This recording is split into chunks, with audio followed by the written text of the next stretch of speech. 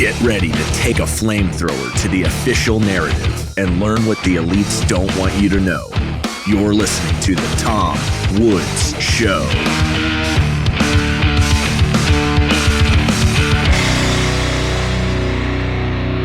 Hey everybody, Tom Woods here. It's episode 2563 of The Tom Woods Show, and we're joined, as you can see, by the great Dave Smith, comedian, host of Part of the Problem, guest on every program that has ever existed. And we have some things to talk about before they become obsolete with the election next week. So, Dave, welcome back. Thank you, Tom. It's always great to talk with you. And I'm particularly interested to talk to you right now, a week out from this craziness. Yeah. So, all right. Here's the thing. You released an episode of Part of the Problem called I'm Voting for Trump. And I thought, okay, well, most people who, well, I would say all the people who dislike you will just look at that headline and say, there's old Dave Smith again saying crazy things, and they won't listen. But I did listen because I'm a fan of Dave Smith, so I listened. And it does give a reason, and an excellent reason, that somebody might vote for Trump. But I feel like we need to go into this in more detail because my view of it is that, yes, I know in some abstract sense, they all deserve to lose. I understand that. I know how libertarianism works, but there's a particular reason that a particular loss has to occur, that Harris has to lose for a variety of reasons. And the only way Harris loses is if Trump wins. There is no third way that Harris loses. So Harris losing is number one. For me, it's not Trump winning, number one. It's Harris has to lose. And so if that's what that means, then that's what that means. And the thing is, I can already hear, and I will let you talk, Dave, because you're a great talker, but I'll say, I can already hear people saying, but, don't you know about Trump and tariffs and all the things he did and everything? I know more of his problems than you do, I'm speaking to the crowd, and I know them in greater detail than you do. Okay, if your response to me after the things we're going to say today is that, but Trump thinks blah blah blah, then I guess I'm just not. Maybe it's my fault. I'm not explaining myself well, but it has nothing to do with what I'm saying. So Dave, what did you say in that episode? It had to do with something you listened to that just put you over the edge. Yes. Well, I should say that I did. I titled it a little bit clickbaity, which is not typically my style. Like I called the episode "I'm Voting for Trump," but in the actual episode, I was just like, I think I might do this. Right. And I knew that, the people who you're talking about would have the reaction they're having, and that's fine at this point. But it really was, it was, there's a lot about the Kamala Harris campaign. I just completely agree with you. Like, this woman must lose. First of all, she is a huge step further in the trend of like anti-intellectualism and just unimpressiveness amongst elites. And that really says something because we've gone many steps in that direction. But she is like, if you go back and listen to Hillary Clinton interviews when she was running for president, and Hillary Clinton had all of the, let's say, the charisma deficits that Kamala Harris has, but she was light years beyond her in terms of actually having something to say. Now, it would be things that me and you disagree with. Like Hillary Clinton would start going off about how we have to have a no-fly zone in Syria and we have to intimidate Putin or whatever. But she had something. Kamala Harris has nothing to say.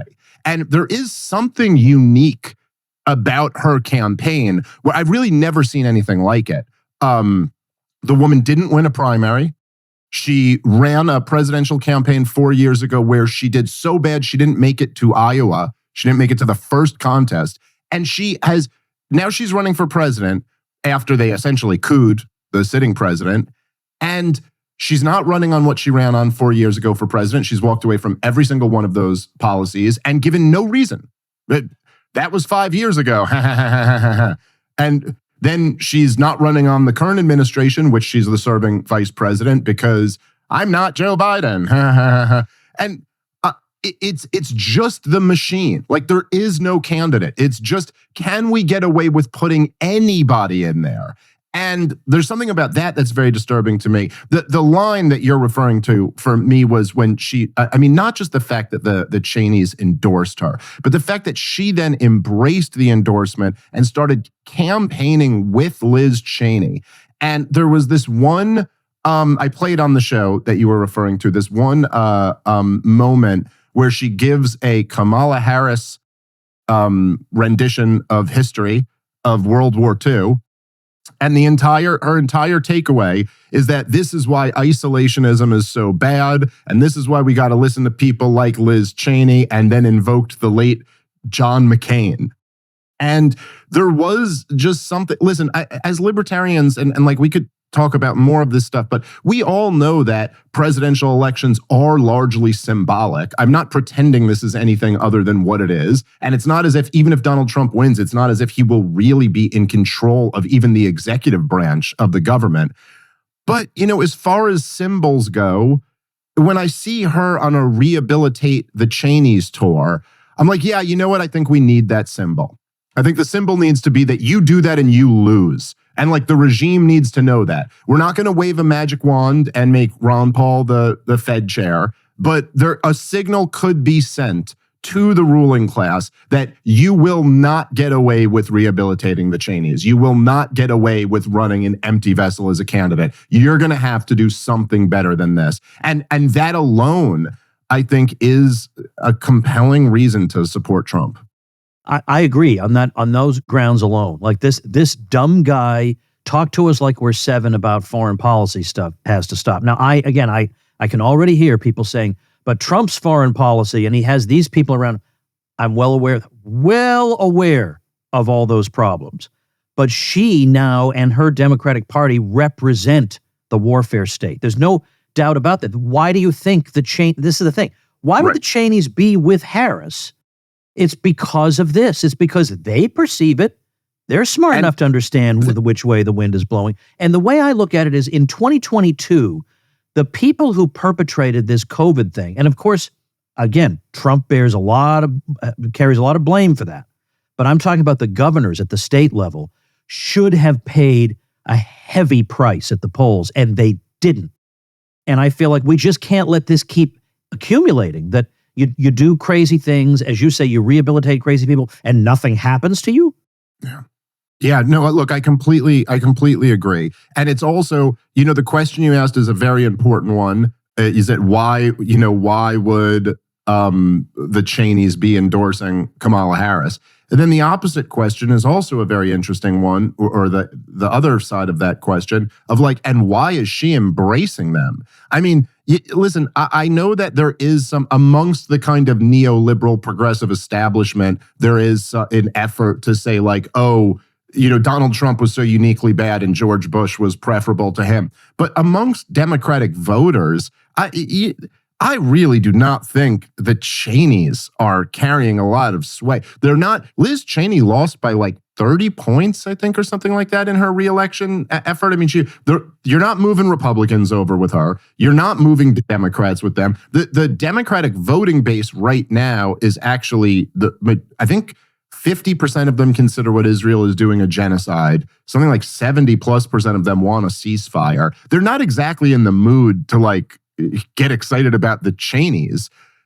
So like, the signal isn't to voters, is my point.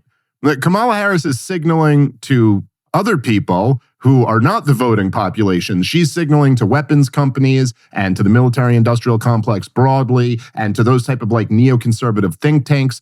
That's who she's reaching out to when she goes and does campaign events with Liz Cheney. And again, that's a reason why you ought to lose. And I just could not agree more with your point about COVID. I mean, it's such as much as the COVID tyranny was disgraceful, it's almost more disgraceful that every lockdown governor didn't lose their reelection campaigns. It's just disgusting. Yeah. And then I don't know how you rank the different crazy things that were done during COVID on the crazy scale, but the vaccine mandates are somewhere. I mean, you know, they're in the top 3, if not number 1. Right. And I feel like, again, somebody who was now, again, I know all about warp speed. I'm well aware of all this, but it is a bridge too far to say you're going to lose your job if you don't inject yourself with this thing.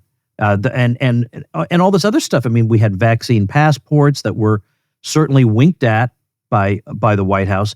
That kind of person has to be as repudiated as possible. Yeah. So I that's completely agree. what's involved here. Yeah, and I think that there is something where, and again, when you're talking about who you're voting for, it's not like we're talking about,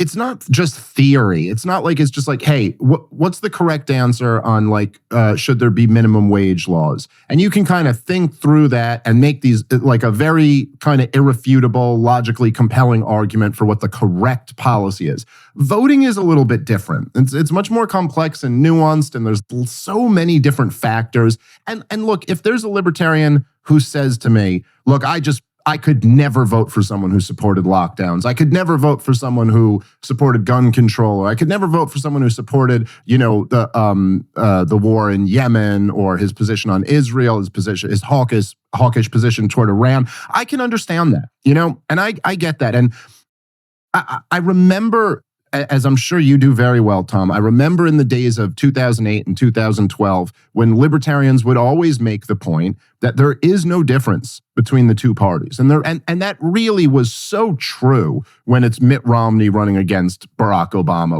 It's like there's like some tiny little differences on the margins, but and look, it is still true, even with Donald Trump. And I think this is something that libertarians should point out, that there is so much of this system that both Kamala Harris and Donald Trump endorse. And when it comes to kind of like central banking or empire or government spending, and there's lots of issues that we could point out, like, hey, they're not different on these very, very important issues. However, I think sometimes libertarians struggle to adjust to the facts on the ground. And there's a lot of people who have, I think a lot of people in the libertarian world suffer from ideological capture, ideological possession.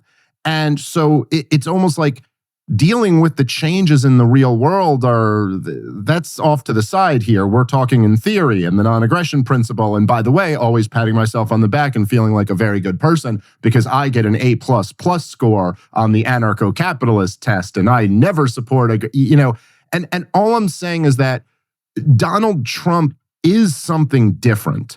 And we should, a very, very quick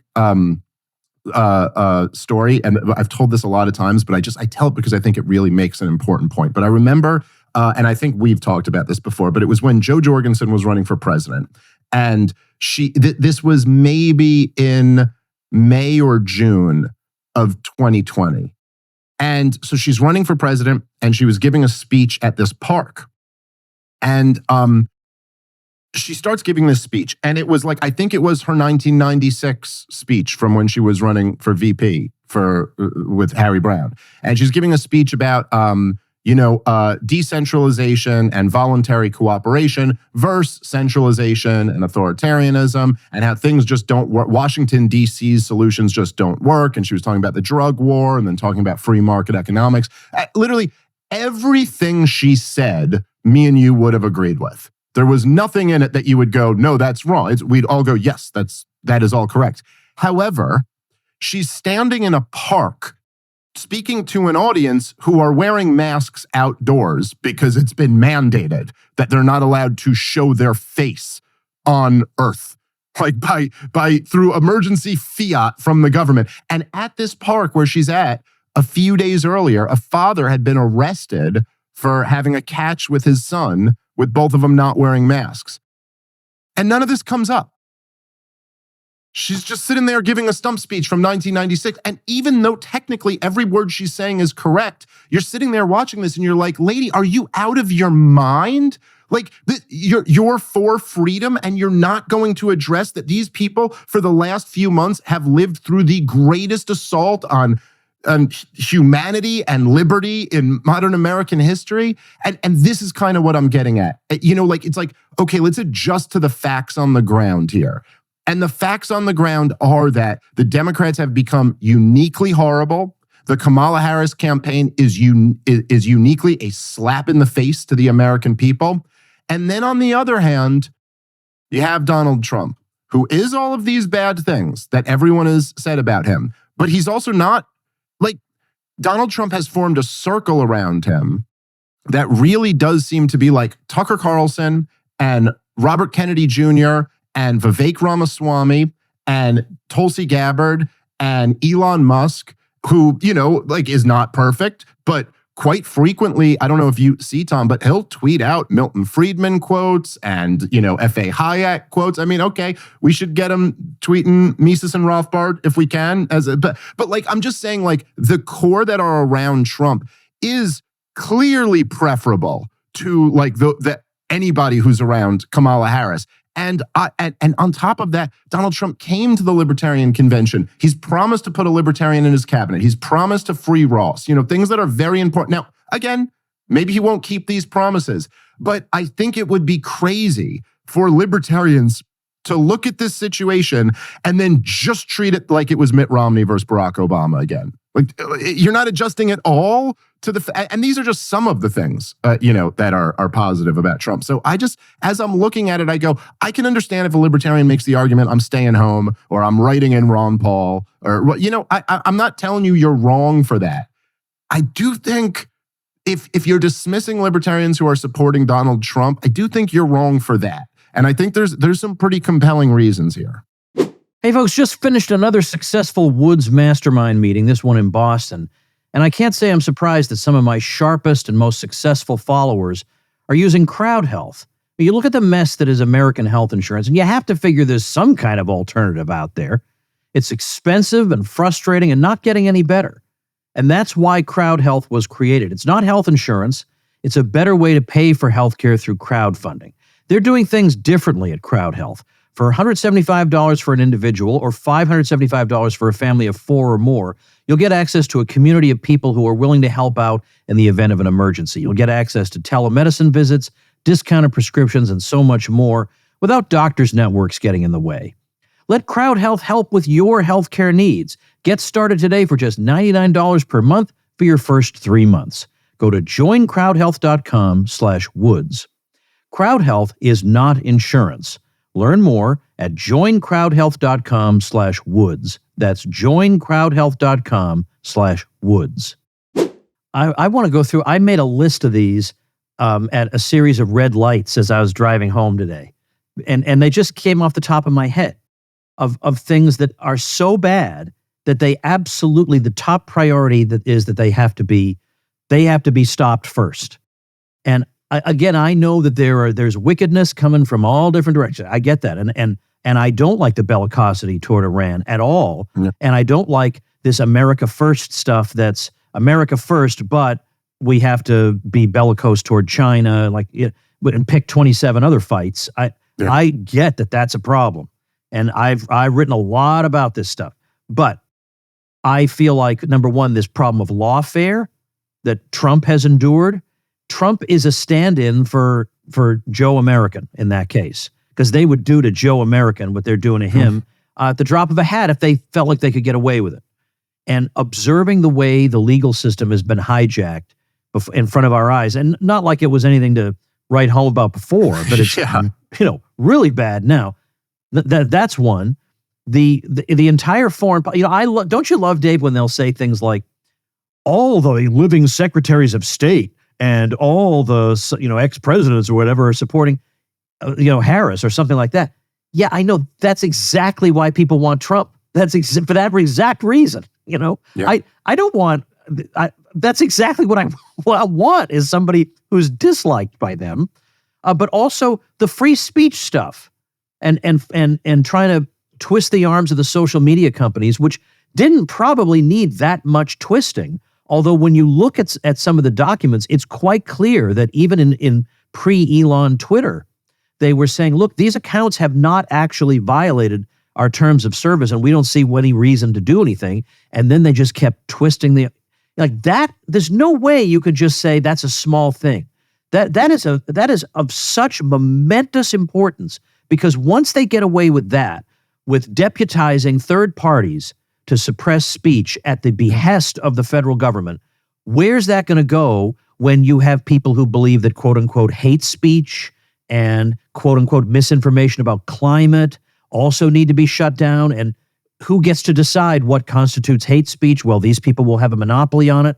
I mean, that's just three. I'm just going to stop there. Yeah. That's just three things that absolutely have to be overwhelmingly repudiated. People who stand for that have to lose. Yeah, this is kind of funny. And I don't know why this comes to my mind, but so for people who are younger, if you're like in this world, I'd highly recommend, if you've never read it, to go back and read an old Lou Rockwell article from, I want to say 2004 or somewhere in that period. And it was called, so if you look up the term red state fascism. Yeah, it was called The Reality of Red State Fascism. Yes, the reality of red state fascism. And this is, and Rockwell throughout the whole thing he's just blasting the post 9/11 neoconservative right wing. And he talks very bluntly, just goes, listen, from our perspective, The Nation magazine is a hell of a lot better than National Review. Let me tell you that. And, he quotes out of The Nation where they're talking about, the Patriot Act being unconstitutional or something like that. And he goes, but it's like, anyway, the reason I say it might be interesting for younger people to read is because I think this would not be the impression they'd get of Lou Rockwell right now. Like, they'd be like, really? Lou Rockwell wrote this about how the right wing in America was so much worse than the left wing? And it's like, yeah, because that was the reality at the time. And so it was important at the time to just sit here and like, if the Republicans were saying, if you don't support the Patriot Act, then you're a terrorist, and the Democrats are saying, no, we should repeal the Patriot Act, then the libertarian doesn't just sit there and go, they're both statists. No, one of them is a lot better right now than the other one was. I remember this time very vividly. And like maybe just in rhetoric, and once the Democrats took power, we found out they were just as bad, and that could possibly be the same in this situation. But at the same time, it's like, no, you have to deal with reality, with this annoying thing called reality. And it can be a little bit pesky, but you got to get to the bottom of it. And in terms of, the issues that you brought up, the one that is the craziest to me, and I'll tell you this right here alone, and there's plenty of other things, but this alone disqualified Chase from consideration to me, was that he celebrated when Donald Trump got kicked off Twitter. And to me, any libertarian who does that, or anyone who calls themselves a libertarian and does that, it's like, dude, you are so freaking clueless. I can't even have a conversation with you. I mean, like, for people who are my age, who were young people during the Ron Paul presidential campaigns, what you remember from them, right, is that back then the corporate media still really had a monopoly on information, and they would just black out Ron Paul. It became a joke that Jon Stewart made fun of, because they actually said on CNN, whatever, they were like, Mitt Romney's in first, knocking Michelle Bachmann down to third. And we were like, hey, they would just do that. They just pretend like there was no second. Like, it's just, that's what they were doing. And they would give him like 90 seconds in the debate. And in those 90 seconds, he would like crack a home run every time. And that would be the way. But then it was the internet.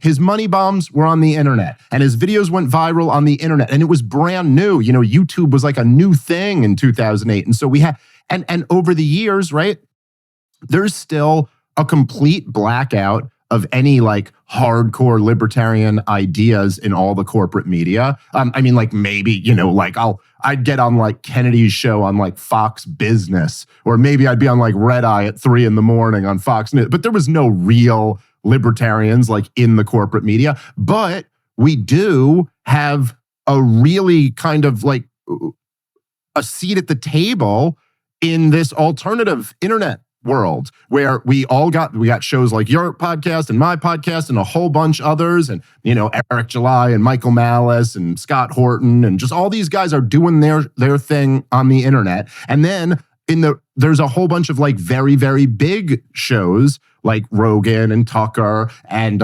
Tim Pool and Patrick Bet-David. And I mean, these are shows that get millions of views. And okay, they're not hardcore libertarians, but they will certainly have hardcore libertarians on, and they certainly will be like influenced on certain ideas by hardcore libertarians. And so you like, I don't understand how any libertarian could look at that and not see like, okay, well, that's the whole game.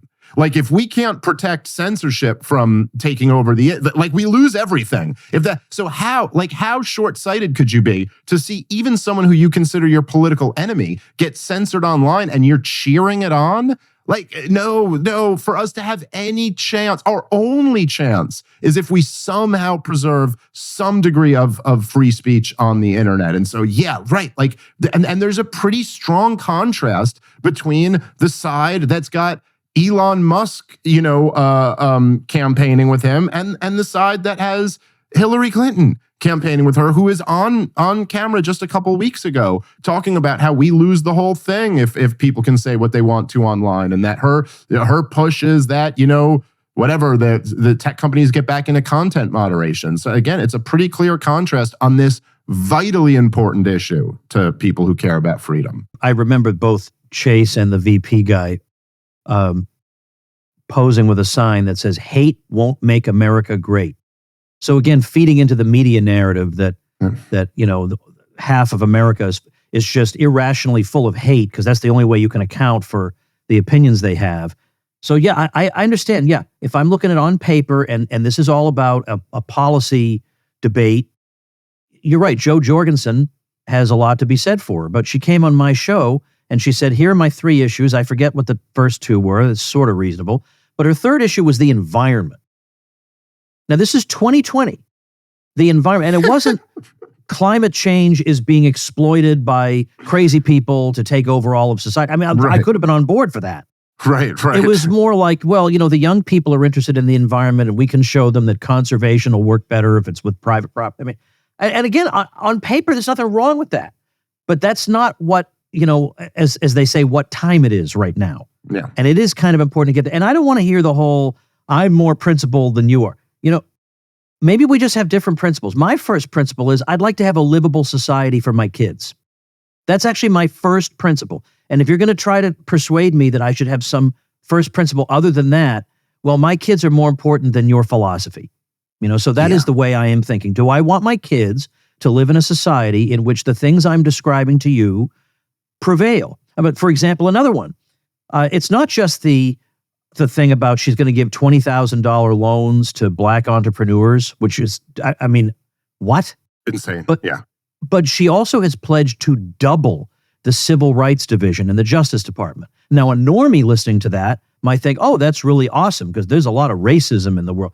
We all know what this means. It means harassment, lawsuits against companies that haven't done anything wrong, like more lawsuits against companies that dared to ask if an applicant has a high school diploma or a dishonorable military discharge or any of these things that are going to have disparate impact. I mean, this is all terrible. Like that whole race industry that Matt Walsh goes after quite effectively in his movie has to be repudiated. Like that's not just a small thing that we can let that go by. No, that has to be defeated in an election like this. And not to mention, we could talk about the transgender issue and how that their Justice Department wants to set policy for every school district in America. That on this issue. And yes, I know, well, the parents should be homeschooled. Look, I get that. But I know there are a lot of decent people who feel like maybe they're wrong, but they feel like they're stuck in that system. And I don't feel like they deserve to have dirt kicked in their faces because they haven't figured out the full libertarian picture yet. Or how about the fact, like maybe the parents are bad people, but the kids aren't. You know what I mean? Like maybe the kids are innocent in this. The kids don't deserve that. And yeah, I mean, look, to your point with the civil rights stuff, it's this weird like upside down world. But in fact, what she means is that she's going to empower with the power of the law the most vicious racists in our society. So those are the people who are actually going to ruin your life over racism. Which is, I don't know, like if you're not supposed to say that or something, but like has everybody not figured out yet that the woke progressives are the most vicious racists in our society? It's so obvious, and the only ones with any power. But to your point, and this, it really, like, it speaks to my soul as you're saying this, the point about like what's really more important, what are my principles really? And this was right at the heart of what I was getting at when it was a couple years ago. I always like have a little moment where I'll bring this up again just to start a controversy on Liberty Twitter, but also because I do just really think it's an important point to grapple with. But this is always why I used the example of, when talking about the public property stuff and being like, okay, how about in a public elementary school? Should the homeless junkie, if you're going to say they have a right to live on the street, do they also have a right to just enter there and just go mix it up with the kids? And I just thought it was like, I know there's some libertarians who really don't like they pointed that out, but I do think there were a lot more who kind of got what I was getting at. And then you would see certain libertarians actually bite the bullet on this and say, yes, that homeless junkie should be allowed to enter the public school with second and third graders in it. And again, your answer, the parents should pull their kids out of public school or non-aggression principle or whatever. And it's just like, look, it's amazing to me that there would be people, oh, by the way, almost all of them don't have kids. So, these things change when you actually have a real physical child. It's a little different. But like, if you're going to sit here and say like, well, Dave is compromising on his principles or something, it's like, okay, fine. Yeah, my principle is don't let the deranged maniac anywhere near a child. And if you're, and I've said to, I know people got mad when I said this, but I did, and I mean it with all of my soul. I regard you the same as a communist, if that's your position. If your position is, I don't know how else to describe it. If your position is that I am so married to my abstract ideals, and if you got to break a few eggs to make an omelet, like, sure, we're going to put some children at risk in order to usher in this new world, but I'm so devoted to my principles, like okay. But me and you have very different principles then. Like my principle actually is first and foremost, make sure the kids are safe. That comes above everything else. Hey, everybody, not a sponsor message, but some bad news and good news from All Woods here. The bad news, I think you already know. Crazy and sinister people who also happen to despise you have gained control of every major institution in the Western world. They're destroying the money you use, they're colonizing your children's minds with weird ideologies, and they're making your society increasingly unlivable. Now, the good news is, I've assembled an extraordinary community of normal people who are putting their heads and talents together to navigate this hostile world, and not merely to survive it, but even to prosper and thrive in it, while also fighting back against it. If you have the sense that maybe we've reached a point where writing angry letters to the editor just isn't going to cut it anymore, well, that's exactly where I am too. I still write and I still record my podcast, but nowadays I'm more focused on helping people become unbreakable in a world that hates them. Hence, the Tom Woods School of Life. And I'm inviting you to take it for a spin for a full 30 days for just $1. Inside the School of Life, we learn something practical every single month that makes us smarter, stronger, more prosperous, and better insulated against the psychos who rule us. Also, we keep each other accountable in our small groups. Whatever your goal is, we'll help you get there, whether it's becoming physically fit and losing weight. We have members doing that. Leaving that soul-crushing corporate job. We have members doing that. Getting that book published. We have members doing that. Starting a business so you're not tethered to the man. Our members have done all of these things and more. Whatever your goal, you'll have much more success in our groups where you get excellent advice, you make valuable connections, and you stay accountable than you can on your own. And if you just like to make some good friends who see the world the way you do, well, we have plenty of that going on as well. I, for one, don't relish going it alone against the media, the universities, the entertainment world, the mainline churches, and the corporate CEOs. I'm sure you don't either. Well, now we don't have to. And what are you doing not being in here? Get on over to onebucktrial.com. A good tree cannot bear bad fruit. So either the initial tree that's leading you to this crazy outcome is rotten, or you're not understanding, there's something wrong with your reasoning, because we should be able to recognize that's bad fruit. Like that at the end if you're being led to that ridiculous conclusion, there's a mistake somewhere, because no one in normie society, even the Harris supporters don't agree with you on that. Yeah. Like no one in normie society is going to support that. And now look, I'll grant you, you and I have some views that most normie society won't support on a lot of things. I mean, I can go from obscure economic things down to, whatever, a whole bunch of things. But in a case like this, there should be a little something, like the natural law is written in, is written in the heart. And there should be something going off telling you, this outcome can't be right. Like, I've made some kind of mistake somewhere. Now here's the thing though. If I generally don't do things that are like drama queeny, like for instance, you remember that whole thing, like we were supposed to sign some petition in the libertarian world repudiating fascism. And I just said, I refuse to do this because I don't do drama queen things like this. And also, is it going to add to the presumption that libertarians are fascist or diminish it if we all feel compelled to sign a petition? I'm not doing this stupid stuff. So I don't do I'm officially endorsing. So I just think it's drama queen. I mean, it is obviously political candidates want to get particular endorsements. I just feel like I'm small potatoes. I don't need to make any big announcement. But one of the problems with making an announcement is that if you do say, I endorse Donald Trump, then he gets in. And, starting on day 7, he's already done 5 things that make you crazy. And people come and say, well, you got what you deserve. This has nothing to do with me. I have no control over the man. I already know the things he's going to do that are going to make me go insane. I already know that. But such is the situation in 2024 that the other team is actually worse than this one.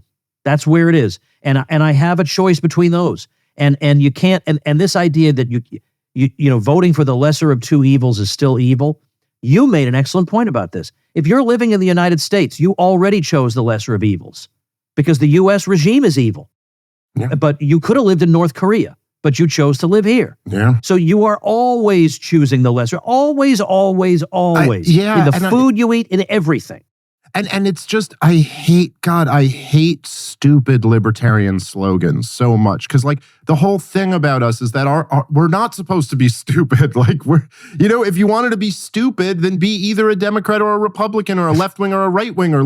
If you're going to be stupid, then just do the same thing your dad did. That's what everyone is doing. We went over here and said, hey, we have this whole other way of looking at things because presumably we've read some books and thought about some ideas. And so there should be something. And the idea of voting for the lesser evil is still evil. Well, that's really dumb.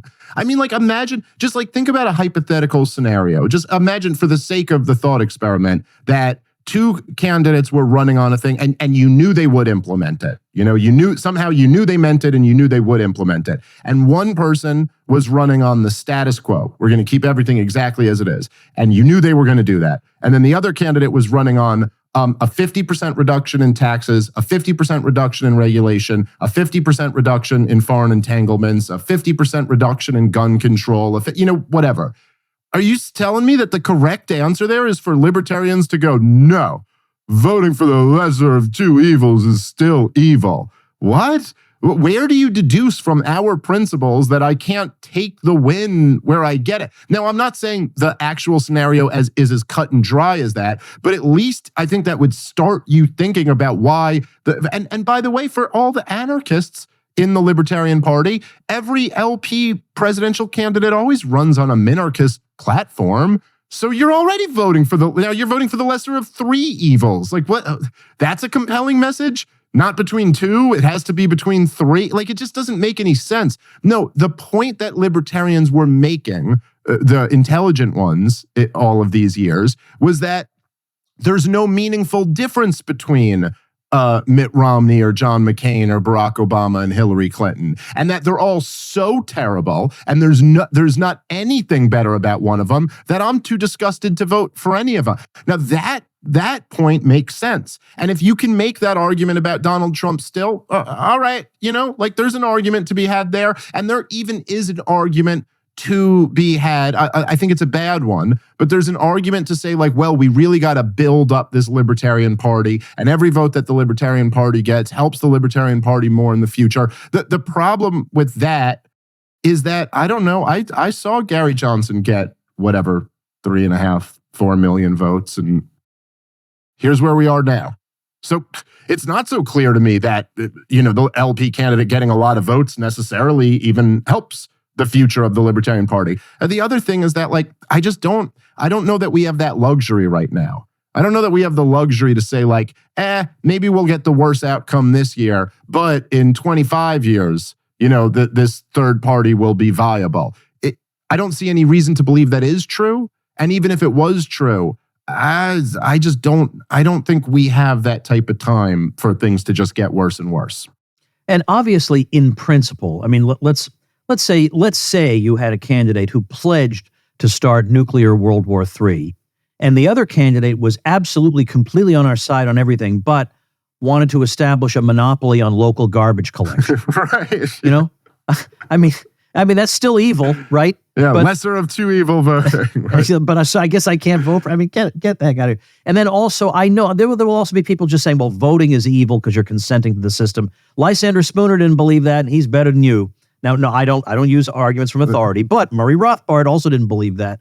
But beyond that, just their arguments were better. I mean, like, it's a dumb argument. Voting is not an act of aggression. It is ridiculous. Like, this, it's just not. It's not. It's so stupid to just be like, if you're in prison, unjustifiably imprisoned, you're an innocent man, and they go, hey, do you want, chicken or whatever, or mac and cheese for lunch?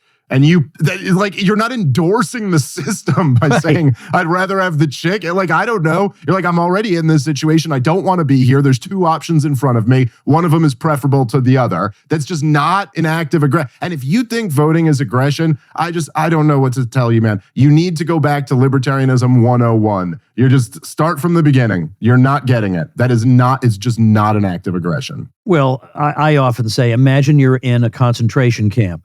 And for some reason, the guards are feeling magnanimous, and they say, if you all vote to leave the concentration camp, we'll let you go. I am voting to leave. I am not going to say, now, wait a minute, good sir, I am not consenting to your system. Of course, by voting, all you're doing is trying, perhaps lamely, to make a marginal improvement in your condition. You're not consenting to the system. Because the argument that you then get is, well, you participate in the system, now you can't argue with the results. Says who? Why can't I argue with the results? If I lose that vote to get out of the concentration camp, what am I going to say? Well, I voted. How can I complain? Or if you don't vote, then you can't complain. No matter what you do, you can't complain. I'm complaining either way. Okay. Yeah. I remember. Don't worry about it. I remember this one, Julie something, just like a Democratic strategist at Fox News. And she told me, literally said that on air to me one time when she asked me who I voted for, and I said I didn't vote. And she goes, oh, then you have no right to complain. And I was like, well, buckle up, because that's what I'm going to do for most of this show. So I don't even know. What do you mean? What do you mean I have no right to? All right, well, I'm about to. So am I going to get arrested for doing that? It looks like I do have a right. So it's as dumb. That argument, which every libertarian knows is stupid, that if you don't vote, you have no right to complain. Like, yeah, I do, and I'm going to. It's the same argument to say if you do vote, you have no right to complain. Or if because I do you consented to the rules when you voted. Or somehow that I'm magically now, you now, as you alluded to before, you now take responsibility for everything Donald Trump does. It's like, no, I'm still just going to be me. I don't know. I didn't vote for Trump in 2016. I didn't vote for him in 2020. I think I'm going to vote for him this time. Aside from that, nothing has changed. I'm still going to criticize Trump when he gets things wrong. I guarantee he will. I guarantee he will disappoint. There will be terrible appointments. There will be bad policies. And I was calling him out just last episode. The episode after I said I was supporting him, I did a whole thing on him because it made me so furious. I don't know if you saw any of him on Joe Rogan's podcast. But so he goes off on this thing, Tom. Oh my God, it's so infuriating. He's preaching probably the best presidential pitch that I've ever heard, which is, aside from Ron Paul, used to say it all the time, but he goes on there and he goes, maybe we'll repeal the income tax. Or Rogan brings it up because, you said something about repealing the income tax in one of these speeches. And he goes, yeah, I think we should do that. And you're like, yes, here we go. Donald, this is amazing. Like, he's on Joe Rogan's show. This is the guy who's about to be president, the former president. This isn't just me saying it on Joe Rogan's show. This is Donald Trump gets on there and he's about to tell you how terrible the income tax is and how you're going to unleash the machine of the American economy. It looks everybody listening with a job. You're about to get the biggest raise of your life. Just imagine how much better you're. What are we doing here? We've criminalized being a productive member of society. And what, excuse me, I just read the Bill of Rights. You have the right to not incriminate yourself. You have the right to your privacy. The whole IRS is an abomination. No, he doesn't say any of that. He just goes, well, I'll tell you why we're going to get rid of the income tax, because tariffs are so great. Let me tell you about how great tariffs are. And the presidents who had tariffs loved their tariffs. And I like a big, shiny tariff on my... And it's just so okay, I'm still going to criticize him for all the dumb Donald Trump stuff, but I also don't have to put the blinders on to reality. And I will say, as, for people in this world, in the Ron Paul, Tom Woods world, I personally do, there's something kind of liberating about it. Like where you're just like, yeah, no, I don't care about stupid libertarian purity tests. I just don't care about that. Well, also society doesn't care. That's very important to understand that. There is nobody out there who cares about that. At all. Zero. Yeah. No one cares about that. Also, the people who do care about that all seem to be members of the Libertarian Party. And while they're going around and, many of the people, I'm not saying it's everyone, but there's a lot of overlap between the people who preach so much about never compromising on your principles and the people who are some of the most despicable human beings I've ever encountered in my life. Just saying, there's a lot of those ones, and they preach all day long about their principles. But what are their principles? Are just like they say, I'm a pure 100% ANCAP. I'm like, what are your real principles? Like, who do you take care of? Who do you support? Who do you serve? Who do you what do you actually do in your life? Oh, nothing. And then, I will, to your point, like earlier today, when you said that, well, how about my kids having a good life? That's actually my first priority, not this other stuff. I've seen people in the Libertarian Party who I was very good to, who will immediately start attacking me when I, decided not to run, or when I, said that I might vote for Donald Trump, or when I supported Blake Masters, or just like any of these things. And it's like, I'm talking about people who when they were down, I bent over backward to pick that person up and help them out. And then they're trashing me in a moment where they think I'm vulnerable. And I'm like, hey, how about that for a principle? How about don't do that? Yeah. That loyalty to my friends is a far more important principle to me than non-aggression. And, libertarians, I think, struggle with this sometimes too, where it's like libertarianism is beautiful. And I never forget, man, that me and you were in some awful town in Pennsylvania for some libertarian event. And I remember in your speech, you said that, you said at one point, you're like, I ask myself sometimes, why am I still here? After all these years. And I remember thinking about it because, I know you very well and I've known you for a long time. And Tom, you're doing very well. You're successful in life. You got 5 kids and a beautiful wife and a beautiful home. And and you're sitting here in this crappy hotel in the middle of Pennsylvania. It's like, yeah, as you said it, you're like, yeah, Tom really doesn't need to be here. And you were like, why am I here? And you were like, the real idea is that I think these ideas are beautiful. And I think they're a key to a better world. And that's the same with me. That's why I'm here. That's why I'm still doing what I'm doing. But I also know what libertarianism is. And I think a lot of people, they make it their religion or their God or something. Libertarianism is a legal theory, and it's a beautiful legal theory. And it's it's the key to a prosperous, civilized society. And it's the key to harmony and interpersonal, legal interactions. But no, cheating on my wife is not a violation of the non-aggression principle. Shoplifting is. Okay? Shoplifting is not a worse crime than me cheating on my wife. In fact, it'd be a much, much worse as a person. I am a much worse person if I do the former than the latter. Shouldn't do either, but one is clearly much worse than the other. You know what I'm saying? It's like there are things that are bigger than libertarianism, and you're always going to end up in a bad place if you try to make libertarianism bigger than it's supposed to be. How about like, I have loyalty to my friends. I take care of my family. Those values are the most important things to me. They far outweigh whatever political ideology anyone has. That's exactly the way I think. But then also, as I've gotten I'm a little older than you are, Dave. You're still a whippersnapper, but I'm getting up there.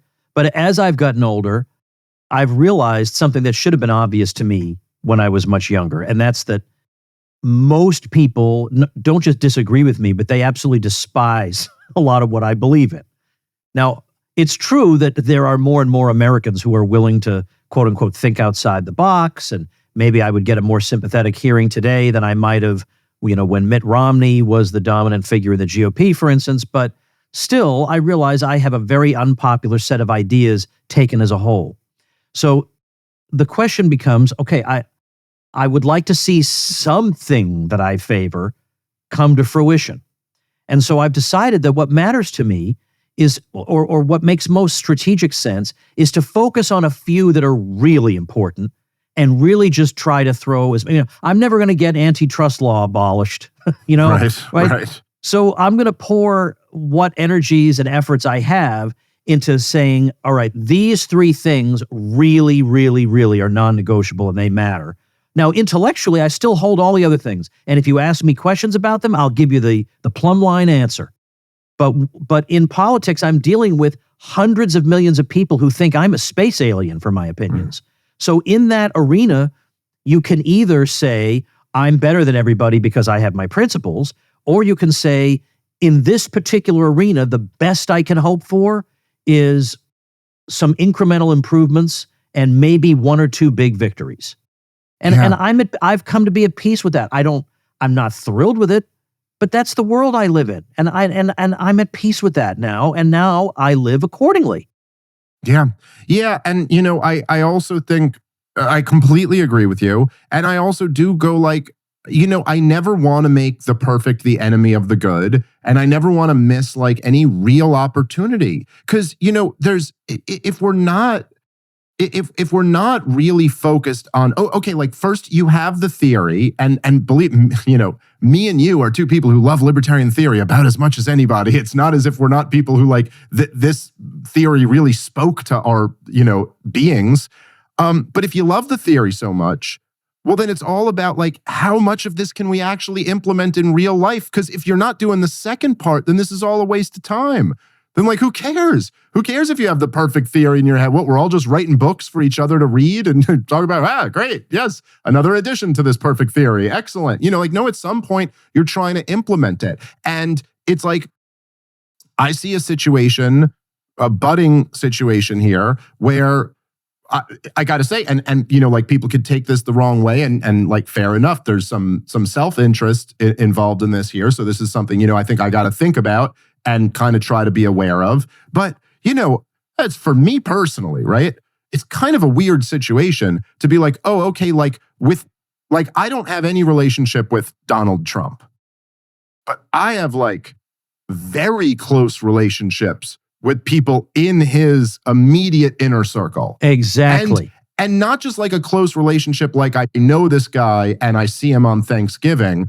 A relationship like this guy has enormous respect for my views and has been persuaded by many of them. And I really have his ear. I'm talking about Tucker and Vivek and Bobby Kennedy and Tulsi Gabbard and Rogan, of course. And like, you're like, oh, that's kind of interesting to me. I don't know. Maybe I ought to consider this for a moment. Like, perhaps the best use of my abilities for the prospects of liberty is to try to influence this thing as much as I can. I have a bit of a seat at the table here. Maybe that's what I should be doing, is like injecting some Ron Paul, Tom Woods, Scott Horton stuff into those conversations. Is it so clear that the obvious move for me is to just be always attempting to recreate the Ron Paul revolution? Me and you talked about this privately. But I was fairly open about it. But, after this last LP convention in DC, it really got me rethinking a lot of these things. Or I was kind of like, look, when a project fails, which I know people get a little upset when I use that term, but I don't know how else to, fairly put it. If the plan of the Mises Caucus was to take over the Libertarian Party and the result 2 years later is this guy is the candidate, then okay, I don't know what you want to call that, but it didn't work out exactly the way we were planning it would. And when you fail in life, you're supposed to reassess and think about what you did wrong and what you might be missing. And I was like, I remember telling you, Tom, this after I go, it's really just occurring to me now, but I've taken it as such a given for so long that it's like we got to try to recreate the Ron Paul revolution. And I don't know, the Ron Paul revolution was so awesome. So obviously, why wouldn't I want to do that again? But you're sitting here and you're like, it's 2024. It's not 2008. It's a drastically different world that we live in today than then. And just right on the surface of it, you go, the whole Ron Paul coalition could never be recreated today because immigration's the most important freaking issue, or the second most important issue. So you can't have open borders and people who see this as a crisis all on the same team. And look at it, the LP, it's the perfect example. Like, it's proof. You just see these people put together, you're like, this cannot work. I have no interest. The people, and I'm not saying this, I don't mean to color the entire party this way because it's like, it's not the majority, but the people in the Libertarian Party who are, I don't have to tell you, it's some of the worst human beings I've ever met. I have, and they feel the same about me. Fine. I have no interest in being in the same thing as them. I don't want to be in the same city as you. I don't want to be in the same town as you. And we certainly are not going to be in the same political movement. And I think at a certain point you go, hey, you know what? That's fine. That's fine. We don't have to recreate the Ron Paul revolution. I would love to, but I don't see it happening. And if we're not going to do that, well, what do we have? Okay. In the last 20 years, the right wing in America has gone from being the loyal foot soldiers of the regime, always defending every war, always defending every federal law enforcement agency, always can be counted on to being the most radically anti-statist group, or at least anti this regime. I mean, these are people now, they don't believe in elections. They don't believe the media. They don't believe the FBI. They don't believe the CIA. They don't trust any of the wars. They're skeptical of almost every authority, figure within the political system. I don't know. There's something to work with there, Oh, and I have a bit of influence in this world. Okay. All right. Maybe it just seems logical that then that's what I should put my efforts into. Well, you're preaching to the choir here, but as I have often said, the choir needs to be preached to, and I love that line. I kind of figured I knew where you were leaning here, but still, politics is just so it just leads to so much disappointment. It leads to not just broken promises, but also extreme naivete about the state and what it really is, and. In the government textbooks, we're told that the state is like a public service agency that works toward the common good and has no interests of its own. And it's like, right. This is like the opposite of reality. And I hate to see any of my friends fall into that, but that's not what's happening here. It's that we are facing a particular contingent set of historical facts converging in this moment. And in this particular moment, strategically, I think this is the way to go. Now, maybe I'm wrong, because that's the thing about strategy. There's no infallible answer. But I'm making an honest effort to grapple with the information at my fingertips and come up with, again, there's no fantastic answer. No, but there's, I know. I think, a very sensible answer based on what we're actually facing.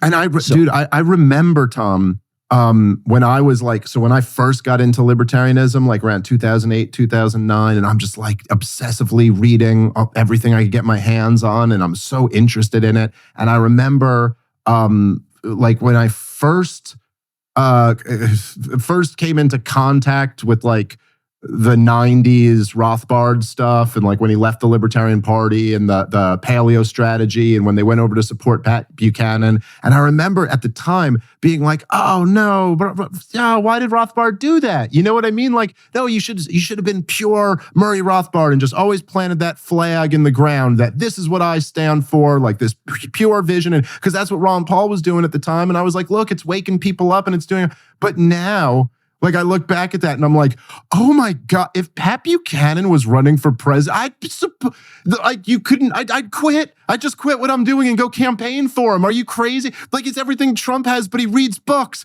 This is amazing. You know what I mean? Like, it's so, you do just kind of look back at it and like a lot of it's also like the moment in time and things change, you know, like there's little things that are kind of hard to describe because sometimes they're almost spiritual. They're not just theory. And like, there were things that Ron Paul said in 2008 and 2012 that you were like, I can't believe someone just said that on television. This is insane. And if you heard it today, it would just be like, yeah, we've heard 20 more radical things than that, you know, this week. Like, it's just, things are different. And you got to try to judge things in the moment that you're living in. And man, it does just feel to me that right now, one of two things is about to happen next week. Donald Trump's going to be president or Kamala Harris is going to be president. And one of them is so much better than the other. And the possibility, at least the remote possibility, that people with some sense might be able to be heard. There is a vastly greater chance with Trump than there is with Kamala. There's no doubt about that. And it may be that the people with no sense wind up having the louder voices, but at least there's some voice. And so anyway, all right, Dave Smith, host of Part of the Problem. I want to recommend people, if you have not heard of Part of the Problem before, I don't know how that's possible. I really don't. I mean, Dave has done everything he can. He's been on every show in the history of the world, and you still have not heard of Part of the Problem. I don't know what to do for you. I haven't slept in 5 years. You still haven't heard of it. Yeah. There is literally nothing more this man can do apart from coming to your house and turning it on for you. But I myself enjoyed, I know you will too. Dave, thanks for the conversation today. Thank you so much, Tom. And thank you, ladies and gentlemen. Make yourself and those you love less vulnerable to the regime, both mentally and physically. Get more forbidden information at tomsfreebooks.com and be sure to subscribe to the show wherever you listen. See you next time.